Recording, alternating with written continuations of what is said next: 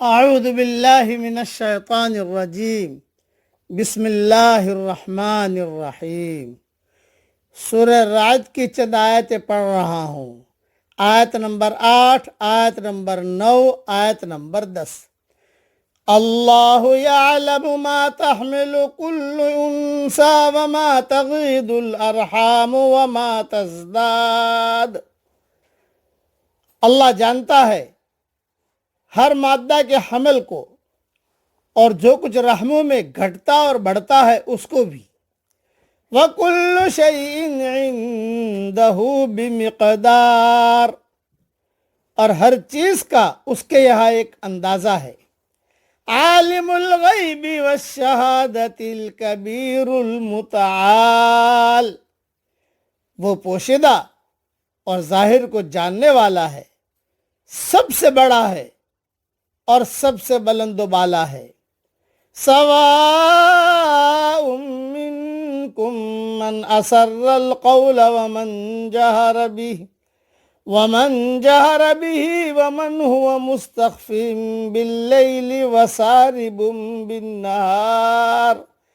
تم میں سے کوئی شخص چپکے سے بات کہے اور جو پکار کر کہے، اور جو رات میں چھپا ہوا ہو اور جو دن میں چل رہا ہو، اللہ کے لیے سب برابر ہیں۔ اس کی تشریح تھوڑی سی سن لیجئے۔ ماں کا پیٹ ایک حیرت انگیز فیکٹری ہے۔ اس خدائی فیکٹری میں جو انسانی پیداوار تیار ہوتی ہے، اس کا ایک عجیب پہلو یہ ہے کہ وہ مقرر مقدار کے مطابق عمل کرتی ہے۔ آج کل کی زبان میں گویا ڈیمانڈ اور سپلائی کے درمیان مسلسل ایک توازن برقرار رہتا ہے۔ مثلا یہ فیکٹری یعنی ماں کا پیٹ ہزاروں سال سے کام کر رہی ہے۔ اس سے مرد بھی پیدا ہو رہے ہیں اور عورتیں بھی پیدا ہو رہی ہیں، مگر دونوں جنسوں کی تعداد کے درمیان ہمیشہ ایک تناسب قائم رہتا ہے۔ ایسا کبھی نہیں ہوتا کہ اس فیکٹری سے سب مرد ہی مرد پیدا ہو جائیں یا سب عورتیں ہی عورتیں پیدا ہونے لگیں۔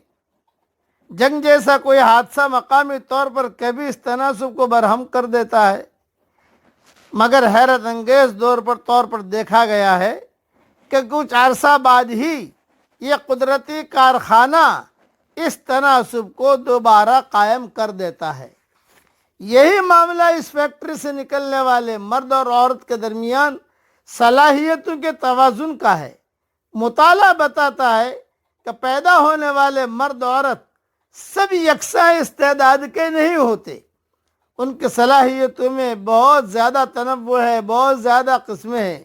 اس تنوع کی غیر معمولی تمدنی اہمیت ہے، کیونکہ تمدن کے کاروبار کو چلانے کے لیے مختلف قسم کی صلاحیتوں کے انسان درکار ہیں۔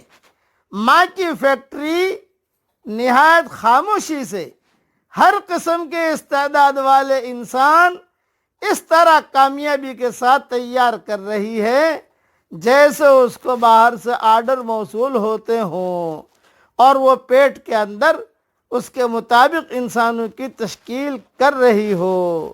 اگر انسانی پیداوار میں یہ تنوع نہ ہو تو تمدن کا سارا نظام سرد پڑ جائے اور تمام ترقیاں ماند ہو کر رہ جائے۔ اس سے یہ بھی ثابت ہوتا ہے کہ اس دنیا کا خالق اور مالک ایک ایسی ہستی ہے جس کو نہ صرف کھلے کی خبر ہے بلکہ وہ چھپے کو بھی جانتا ہے۔